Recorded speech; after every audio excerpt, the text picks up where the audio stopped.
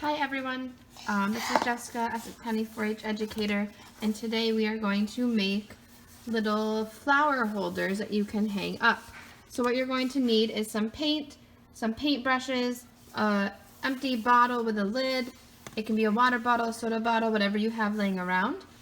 I have this piece of wood just for us to paint on and keep it on the wood, not the floor. And the first thing you're going to do is obviously peel the label off of your bottle and make sure you have a lid.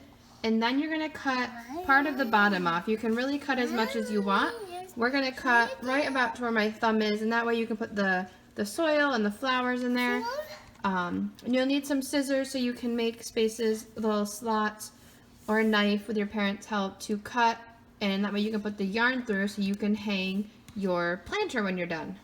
So first things first, cut the end of your bottle. Right now you can see that we cut the bottom off of our bottles, and I went through, and as you can see right there, I cut little slits, that way you can put your yarn through. And now it is time to paint your bottle and decorate it any way that you would like.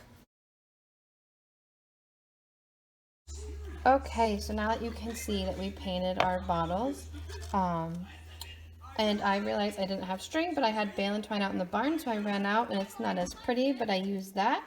And I went through the inside of my bottle first and looped it through the one hole.